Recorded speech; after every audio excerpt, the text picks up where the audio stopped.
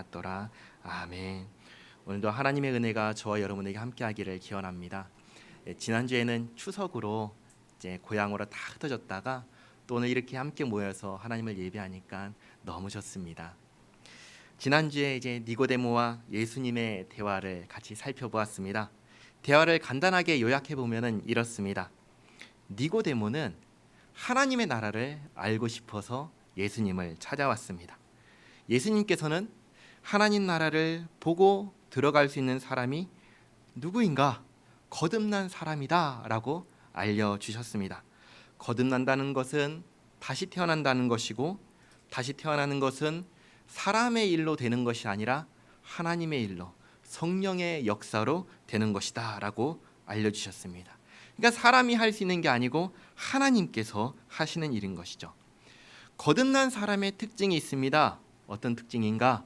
거듭난 사람은 예수님을 영접한다라는 사실입니다. 그래서 요한복음 3장 16절 말씀, 우리가 잘 아는 말씀이죠. 여기서 이렇게 말씀하셨습니다. 하나님이 세상을 이처럼 사랑하사 독생자를 주셨으니 이는 저를 믿는 자마다 멸망하지 않고 영생을 얻게 하려 하심이라. 믿는 자마다 영생을 얻게 하려 하셨다. 니고데모가 예수님의 이 말씀을 듣고 그 자리에서 예수님을 영접했는지 그것은 알 수가 없습니다. 다만 니고데모의 이후의 행적을 보면은 유대의 종교 지도자들이 예수님을 죽이려고 할 때 그런 식으로 하면 안 된다, 그건 불법이다 하면서 예수님을 보호하려 했었고, 또 예수님께서 십자가에서 죽으셨을 때에는 이제 장례를 치르기 위해서 귀한 예물을 준비하는 이런 모습을 보입니다. 이런 여러 가지 모습을 볼 때 아마도 니고데모도 예수님을 영접하고 예수님을 따르는 사람이 되지 않았나 싶습니다. 예수님을 영접한다는 것은 어떤 것일까요? 예수님을 영접한다는 것은 예수님을 나의 주인으로 모신다는 것입니다. 내 인생의 주인이 내가 아니라 예수님이라고 고백하는 것입니다. 내 뜻대로 내 인생, 내 마음대로 사는 것이 아니라 이제는 예수님의 뜻대로 삶을 정돈하고 예수님을 중심으로 사는 것입니다. 내 인생을 이제 주인이 되시는 예수님께 어떻게 하는 거예요? 맡기는 거예요. 맡기는 거예요. 하나님, 이제는 내가 내 뜻대로가 아닌 하나님의 뜻대로 살겠습니다. 이게 이제 예수님을 영접한 사람의 마음가짐이고 삶의 태도인 것입니다. 오늘은 이렇게 살다 간 한 사람을 보려고 합니다. 누구일까요? 세례 요한입니다. 22절 말씀 보시면 그 후에라고 하죠. 그러니까 니고데모를 만난 후에 예수님께서 제자들과 함께 유대 땅으로 가십니다. 유대 땅이 어디냐면 우리나라로 치면 경상도 같은 것입니다. 경상도. 경상도 안에 어디가 있죠? 부산이 있죠. 그렇죠?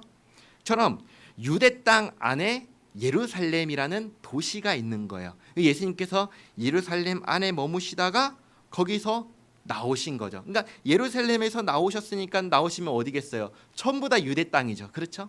근데 유대 땅에 거하시면서 무엇을 하셨다고 말씀하시냐면 제자들과 함께 세례를 베풀었다라고 하십니다. 세례를 베풀려면 무엇이 있어야 되죠? 물이 있어야 되죠. 그렇죠. 그러니까 사막 가서 세례를 베풀 수는 없잖아요. 그러니까 예루살렘에서 나오셔서 물이 있는 곳 가까이 가셔서 거기에서 세례를 베푸신 것 같습니다. 그런데 예수님께서 제자들과 함께 유하면서 세례를 베풀었다고 하시죠. 그러면 이런 질문을 할 수 있습니다. 세례를 누가 베풀었을까요? 예수님이 베풀었을까요? 아니면 예수님의 제자들이 베풀었을까요?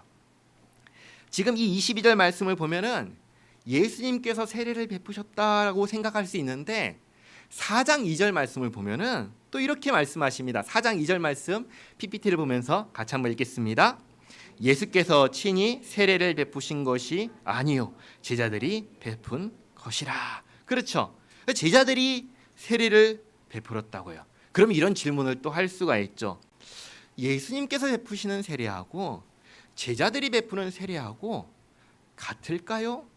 다를까요? 이 질문을 할 수 있잖아요. 그렇죠? 같을까? 다를까? 다르다면 무엇이 다르고 같다면 무엇이 같을까요? 근데 이거에 대해서 말씀드리기 전에 먼저 세례가 무엇인지를 말씀드리도록 하겠습니다. 세례는 무엇일까요? 세례는 두 가지 의미가 있습니다. 첫 번째, 세례는 물로 씻는 예식입니다. 물로 씻는 예식. 세례 방식에는 여러 가지가 있습니다. 물을 그냥 떠서 머리에 묻히는 방식도 있고요. 우리 물을 이렇게 들어서 뿌리는 방식도 있습니다. 그리고 물 속에 푹 들어갔다가 나오는 방식도 있습니다. 세 가지를 말씀드렸죠. 적시거나 뿌리거나 물 속에 들어갔다 나오거나.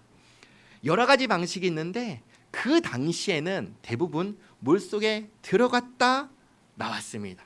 물 속에 들어갔다가 나왔어요. 물 속에 들어가면서 씻는다고 했잖아요. 그러니까 씻으면 우리의 무엇이 없어지죠? 더러운 것이 없어지죠. 마치 우리가 손에 더러운 곳이 묻었을 때 손을 씻으면 손이 깨끗해지고 샤워를 하면 몸에 있던 모든 더러운 것이 다 씻겨지듯이 세례를 받음으로써 우리에게 있는 더러움, 부정함이 씻겨진다라고 하는 첫 번째 의미가 있습니다. 그리고 두 번째 의미가 있는데요. 이건 뭐냐면 나의 소속이 바뀐다라는 의미가 있습니다. 소속이 어떻게 바뀌는가? 세례를 베푼 분에게 속한 사람이 된다라는 의미가 있습니다. 세례를 받기 전에는 그냥 이 세상에 속한 사람이었는데 이제를 세례를 받음으로써 이제는 그냥 이 세상에 속한 사람이 아니라 세례를 베푼 그 분에게 속한 사람이 되는 것입니다. 그래서 나중에 예수님께서 십자가에서 죽으시고 부활하시고 승천하시기 전에 제자들에게 이렇게 말씀하시는데요. 마태복음 28장 19절 말씀 PPT를 보면서 같이 한번 읽겠습니다. 그러므로 너희는 가서 모든 민족을 제자로 삼아 아버지와 아들과 성령의 이름으로 세례를 베풀고. 아버지와 아들과 성령의 이름. 누구죠? 삼위일체 하나님의 이름으로 세례를 베풀면 이제 이 사람은 어떻게 될까요? 하나님께 속한 사람이 되는 거예요. 그래서 세례는 씻는 예식이면서 동시에 어떤 거냐면 이제는 나에게 세례를 베푼 그분에게 속한다라는 의미를 갖게 되는 거예요. 자, 그러면 예수님께서 세례를 베푸시는 것과 제자들이 세례를 베푸는 것의 의미는 같을까요? 다를까요? 같지요. 왜 같을까요? 예수님께서 세례를 베풀면 누구에게 속한 것이 되죠? 하나님. 그렇죠? 예수님. 그렇죠? 예수님께 속하는 것이 되죠. 자, 제자들이 세례를 베풀면 누구한테 속한 것이 될까요? 그렇죠. 예수님이죠. 왜요? 제자들은 누구의 제자죠? 예수님의 제자잖아요. 그러니까 예수님의 제자들이 세례를 베풀어도 제자들에게 속하는 게 아니라 예수님께 속하는 거예요. 그러니까 의미가 같아요, 달라요? 같은 거예요. 그러니까 지금 누가 베풀든지 상관없이 이 자리에서 이렇게 세례를 받으면 세례를 받은 사람들은 다 씻음을 받고 예수님께 속한 사람이 되는 거예요. 그렇게 예수님과 제자들이 예루살렘에서 나오셔서 어딘지는 정확하게 장소를 얘기하진 않지만 물이 있는 곳에서 세례를 베푸셨습니다. 그리고 23절 보시면 살렘 어디죠? 예루살렘에서 가까운 곳에 뭐가 많다고요? 물이 많다고 하죠. 거기가 어디라고 해요? 에논. 그렇죠? 에논. 아마도 예수님도 에논 근처에서 세례를 베풀지 않았나 싶습니다. 그래서 사람들이 이곳에 와서 세례를 베푸는데 25절을 보시면 이곳에서 또 누가 세례를 베풀고 있죠? 세례 요한이 베풀고 있어요. 근데 25절을 보시면 세례 요한의 제자 중에 어떤 사람이 유대인과 정결 예식에 대해서 논쟁이 일어났습니다. 정결 예식, 쉽게 말하면 씻는 예식이에요. 씻는 예식 뭐죠? 세례식. 그렇죠? 지금 이곳에서 세례를 베풀고 있으니까 정결 예식에 대한 논쟁이 다름 아닌 세례에 대한 논쟁이 발생한 것이죠. 그런데 세례에 대해서 어떤 논쟁이 발생했을까요? 자, 우리가 한번 이 에논강에 같이 있다고 생각해 보겠습니다. 세례 요한이 지금 한쪽에서 세례를 베풀고 있죠. 그렇죠? 에논강 한쪽에서. 그리고 한쪽에서는 또 누가 세례를 베풀고 있죠? 예수님의 제자들. 그렇죠. 그러면 한 강에서, 한 시공간에서 지금 두 개의 그룹이 세례를 베풀고 있어요. 그렇죠. 자, 그런데 세례를 베푸는 게 어떤 의미를 갖는다고 했죠?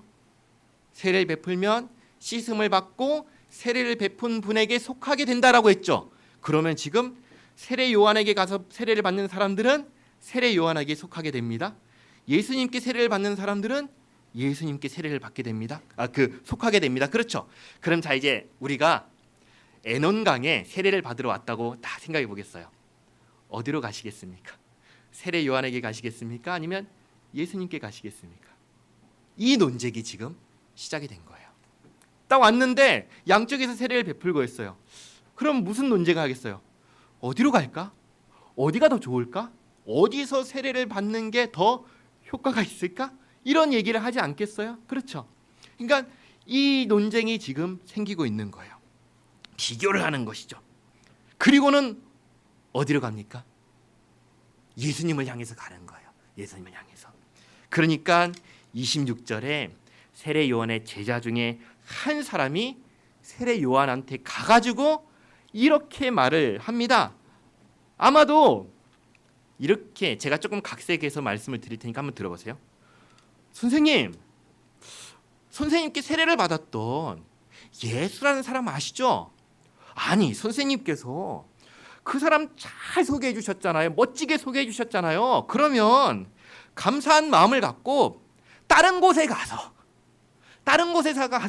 세례를 베풀면 좋은데, 아니 여기 우리가 털을 딱 잡고 세례를 베풀고 있는데 여기 와가지고 우리 사람 저 보세요 우리한테 오던 사람 다 저기로 가네. 아, 선생님 저 어떻게 해야 됩니까?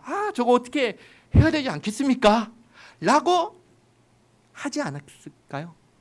좀 이상한가요? 지 제자들이 뭐라고 해요? 세례 요한한테 사람들이 다 저 사람한테 갑니다, 예수님한테 다 갑니다 하고는 지금 불만을 터뜨리고 있는 거예요. 약간 장사하는 사람처럼 얘기해서 그런데 그런 마음 들지 않겠어요? 지금 예수님이 등장하기 전까지만 해도 모든 사람들이 다 구름대처럼 누구한테 모여있어요? 세례 요한한테 모였는데 지금 어디로 가고 있는 거예요? 예수님께 가버리고 있는 거예요. 나한테 오던 사람들이, 우리한테 오던 사람들이 다 절로 가고 있으니까 불만이 생기죠. 이게 화가 나죠. 그래서 이제 세례 요한한테 이 불만 섞인 목소리를 말을 딱 했습니다. 그리고 이제 기대했겠죠. 무엇을 기대했을까요? 우리 선생님께서 어떤 대안을 얘기하실 거다. 아니, 대안을 얘기 못하시면 하다못해 우리 선생님께서 에휴 그러게 말이다 하면서 이 자기들의 이 답답한 심정을 조금이라도 알아주기를 기대하고 얘기했을 것 같아요. 자, 그런데 세례 요한이 뭐라고 얘기하죠? 사람들이 예수님께 다 간다는 말에 27절 보시면 뭐라고 얘기해요? 하늘에서, 그렇게 얘기하죠. 하늘에서. 그러니까 하나님께서 주시지 않으면 사람이 아무것도 받을 수 있다 없다? 없다고 얘기하세요. 그럼 무슨 말이에요? 지금까지 사람들이 자기한테 세례 요한에게 몰려왔던 것은 누가 보내주신 거라는 거예요? 하나님. 내가 잘나서 온 것이 아니라 하나님께서 나한테 지금까지 보내주셨던 것이고, 그래서 사람들이 지금까지 나한테 와서, 세례 요한한테 와서 세례 요한의 이야기를 듣고 세례를 받았다라고 지금 얘기를 하는 거예요. 자, 지금 세례 요한이 지금까지 자기가 무엇을 했고 어떤 역할을 했었죠? 세례 요한이 지금까지, 예수님 등장하시기 전까지 세례 요한의 역할이 뭐였죠? 예수님이 오실 길을 준비하는 거였어요. 그렇죠? 그리고 예수님께서 오셨을 때 뭐라고 했죠? 저분이 바로 내가 말한 그분이시다 라고 알리는 이 일이 누구의 역할이었죠? 세례 요한의 역할이었어요. 세례 요한이 지금 자신의 역할을 생각하고 있는 거예요. 하나님께서 나한테 주시지 않으면 나한테 아무도 올 수 없다, 그 얘기를 하는 거예요. 그리고 그동안 나한테 왔던 것은 하나님께서 나에게 맡기신 역할 때문이었다. 내 역할이 무엇이었지? 나는 광야에 외치는 소리였다. 나는 저분을 오시도록 맞이하도록 준비하는 역할이었고, 예수님께서 오셨을 때 그분이 오셨다라고 외치는 소리였다라고 얘기하는 거예요. 그리고 이제 그분이 오셨어요. 그러면 이제 세례 요한은 오셨는데 계속해서 예수님이 오셨음에도 불구하고 내 뒤에 그분이 오신다 외치고, 그리고 저분이 바로 그분이시다라고 외치고, 이 일을 계속 해야 할까요? 아니면 그분이 오셨으니까 이제 자신의 역할은 끝났으니까 사라져야 할까요? 어떻게 해야 할까요? 계속 남아서 계속 오실 거야, 그리고 저분이야 하고 외쳐야 될까요? 아니면 사라져야 될까요? 사라져야 합니다. 오셨는데도 계속해서 광야에서 외치는 것이 아니라 이제는 나의 역할이 끝났으니까 나는 사라져야 한다, 이 얘기를 하는 거예요. 자, 한번 보세요. 허무할까요? 허무할까요? 그동안 그 많은 사람들 앞에서 그 이야기를 하면서 많은 사람들이 나한테 왔는데 이제 다 떠나갑니다. 그 모습을 보면서 허무하다, 서럽다, 그럴까요? 세례 요한이 계속 얘기합니다. 28절 말씀. 내가 말한 바 나는 그리스도가 아니요 그의 앞에 보내심을 받은 자라고 한 것을 증언할 자는 너희니라. 너희는 누구죠? 세례 요한의 제자들이죠. 세례 요한의 제자들이 무엇을 증언할까요? 이거죠. 우리 선생님은 그리스도가 아닙니다. 우리 선생님은 자신이 그리스도가 아니라고 말씀하셨습니다. 이것을 이야기하는 것이죠. 그러면 그리스도는 누구신가요? 그리스도는 예수님. 세례 요한은 계속해서 얘기합니다. 29절 말씀, 비유지요, 비유. 친구 결혼식에 친구가 축하하러 갑니다. 결혼식의 주인공은 내가 아니라 친구지요. 그런데 그 결혼식에 가가지고 왜 저 결혼식 하는 신랑을 축하하고 나는 축하하러 왔는데 나한테는 아무도 나를 보지 않지 하면서 화를 내고 분노하고, 그게 맞느냐? 그렇지 않다. 나는 결혼하는 그 친구를 축하하러 온 그 신랑의 친구다. 나는 신랑이 영광을 받고 스포트라이트를 받고 주목받는 것을 곁에서 같이 박수치면서 기뻐하는 존재다 라고 얘기하는 거예요. 세례 요한은 지금 자신의 역할이 끝나가는 것을 두고 허무해하지 않습니다. 오히려 어떻게 하죠? 기뻐하고 있습니다. 30절 말씀 뭐라고 하죠? 그는 흥하여야겠고 나는 세어야 하리라 하니라. 그리고 마지막까지 이렇게 예수님에 대해서 증언합니다. 아마도 이 31절 이후의 말씀을 세례 요한의 제자들이 듣고 전해서 기록으로 남긴 것 같아요. 31절 말씀 뭐라고 하시죠? 위로부터 오시는 이, 하늘로부터 오시는 이, 다 누구를 가리키죠? 예수님, 예수님. 땅에서 난 이는 누구죠? 땅에 속하여 땅에 속한 것을 말하는 이 세례 요한. 그렇죠? 그래서 지금 세례 요한은 하나님께서 나에게 시키신 것만 말할 수 있는데 예수님은 자신과 같아요, 달라요? 달라요. 어느 정도로 달라요? 하늘과 땅의 차이로 다른 것이죠. 질적으로 차원이 다른 것이죠. 그래서 32절 보시면 예수님은 어떤 분이신가? 하늘에 속한 분. 그래서 하늘에서 그가 친히 보고 들은 것을 증언하시는 분. 그러나 사람들이 믿어요, 안 믿어요? 안 믿어요. 안 믿어요. 안 믿는 거예요. 33절. 그의 증언을 받는 자는 하나님이 참되시다는 것을 인쳤느니라. 이 무슨 말이냐면 이런 겁니다. 하나님께서 세례 요한에게 이렇게 말씀하셨어요. 성령이 내려서 머무는 사람이 바로 성령으로 세례를 베푸는 이인 줄 알라라고 하나님께서 세례 요한에게 말씀하셨어요. 그리고 세례 요한이 하나님의 말씀을 마음속에 간직했는데 예수님을 보니까 예수님이 어떤 분이세요? 성령이 내려와 머무는 분이에요. 그래서 뭐라고 증언했죠? 예수님이 바로 성령으로 세례를 베푸는 분이시다라고 알렸어요. 자, 그러면 예수님께 나와서 세례를 받는 사람은 어떤 사람이에요?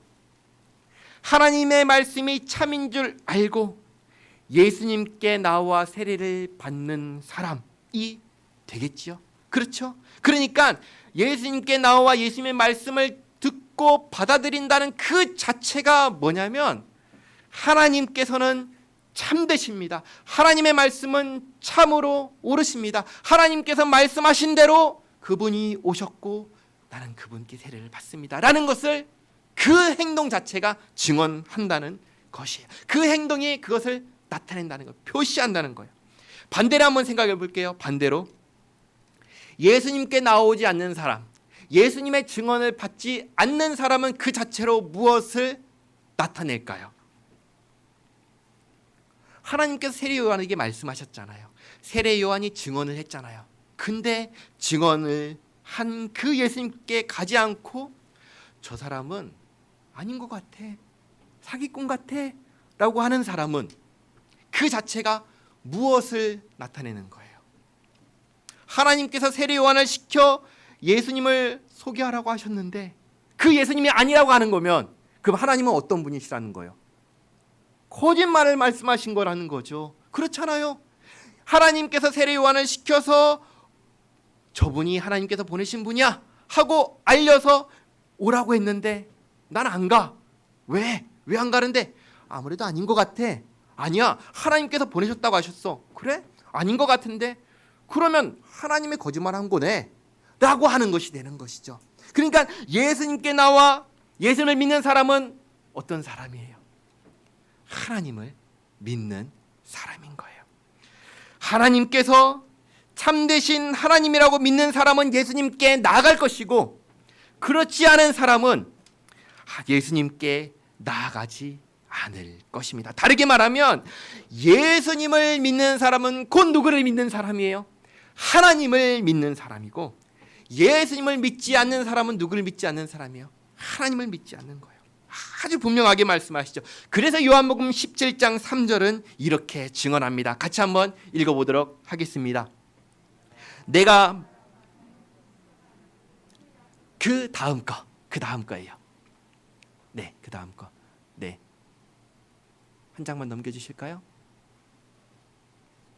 네, 없어요? 17장 3절이 저기 아닌데 잠시만요. 17장 3절 한번 같이 펴볼까요? 17장 3절. 네, 17장 3절입니다. 중요한 말씀이에요. 같이 한번 보겠습니다. 17장 3절. 영생은 하면서 하시는 말씀이에요. 17장 3절. 신약성경 176페이지 있습니다. 같이 한번 읽겠습니다. 시작. 영생은 곧 유일하신 참 하나님과 그가 보내신 자 예수 그리스도를 아는 것이니이다. 아멘. 하나님과 예수님을 아는 것, 연결이 되어 있는 거예요. 예수님을 믿는 것과 하나님을 믿는 것은 연결이 되어 있는 거예요.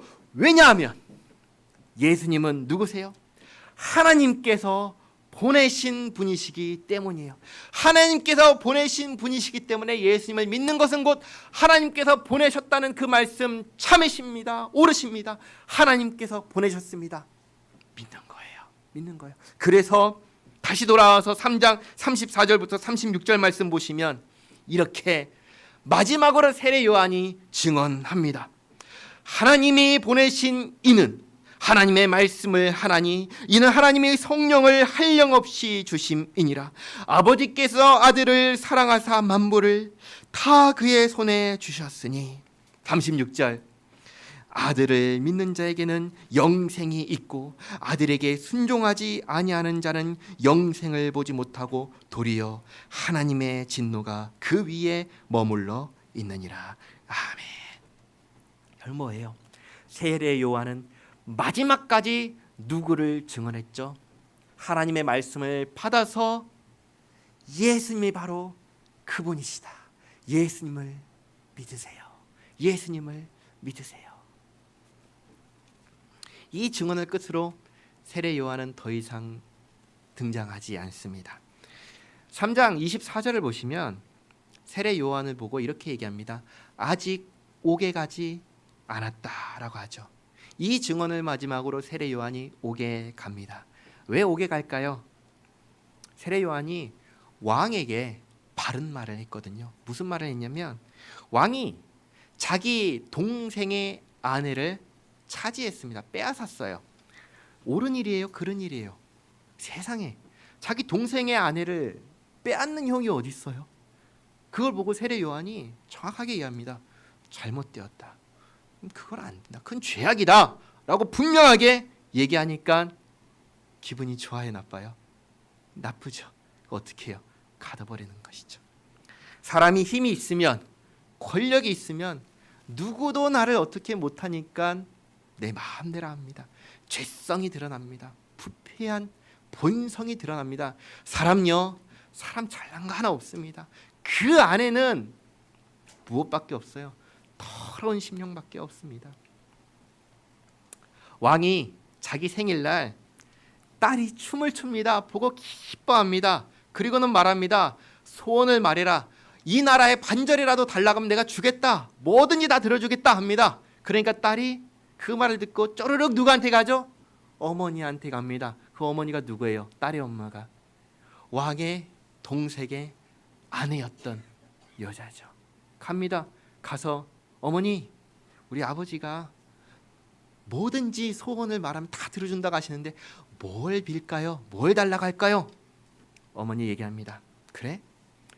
세례 요한의 목을 달라고 해. 딸이 가서 아버지한테 얘기합니다. 왕이시여, 세례 요한의 목을 주시옵소서. 잔인하죠. 세례 요한은 감옥에서 그렇게 죽습니다. 자, 그러면 세례 요한의 이 삶은, 세례 요한의 평생의 삶은 허무한 인생인가요? 아닌가요? 수많은 사람들이 찾아와서 세례 요한의 말에 귀를 귀담아 듣고 그 앞에서 회개하며 다 털어놓고 세례를 받으면서 그 많은 사람들에게 주목을 받던 영광스러웠던 그 과거의 삶과 너무나 대조되는 그 마지막을 보면 어때요? 비참한가요? 허무한가요? 그렇지 않습니다. 우리는 여기를 주목해야 됩니다. 우리의 삶의 목적은 나 자신의 영광에 있지 않습니다. 내 삶의 목적은 나의 영광에 있지 않습니다. 내 삶의 목적은 나를 창조하신 하나님께 있습니다. 우리 삶의 이유는 나를 자기 백성 삼으신 하나님께 있습니다. 세례 요한은요, 광야에 외치는 소리로 자기의 사명을 다 했습니다. 이제 자신에게 남은 건 뭐죠? 망하는 것밖에 없다는 것을 알았습니다. 나는 망하고 나는 쇠한다. 그 말을 할 때 세례 요한 슬퍼했나요? 허무했나요? 비참했나요? 그렇지 않죠. 기뻐했습니다. 기뻐했어요. 왜요? 왜 기뻐했을까요? 이로써 하나님의 영광이 드러날 것이기 때문입니다. 이로써 하나님께서 기억하신 목적이 성취될 것이기 때문입니다. 세례 요한은요, 비록 그 마지막은 세상 사람들의 눈으로 볼 때에는 감옥에 갇혀서 그렇게 억울하게 죽은 비참한 인생 같지만 아니야. 하나님의 뜻대로 살다가 하나님의 뜻대로 간 사람입니다. 그 세례 요한, 지금 어디에 있을까요? 하나님의 영원하신 하나님의 나라, 하나님의 품 안에 있는 것이죠. 그 안에서 무슨 말씀 들을까요? 수고했다. 참 잘 살았다. 우리는 결국 우리 모두는 마지막 날 하나님 앞에 서게 될 것입니다. 그 날에 하나님께 칭찬받는, 하나님의 품 안에서 칭찬받고 격려받고 위로받고 그 안에서 안식을 누리게 되는 우리 모두가 되기를 소망합니다. 기도하겠습니다. 하나님 감사합니다. 광야에 외치는 소리, 세례 요한의 마지막을 보았습니다. 자신의 망함을 슬퍼하지 않고 오히려 하나님의 영광이 나타나는 것을 기뻐한 세례 요한. 마지막까지 하나님께서 주신 사명에 충성했던 삶을 봅니다. 하나님, 우리도 그렇게 살기를 소원합니다. 주님을 영화롭게 하는 인생 되기를 소원합니다. 하나님, 그렇게 사용하여 주시옵고 마지막 날 주님 품에 안겨 주님의 영광 가운데 안식하게 하옵소서. 예수님의 이름으로 기도하옵나이다.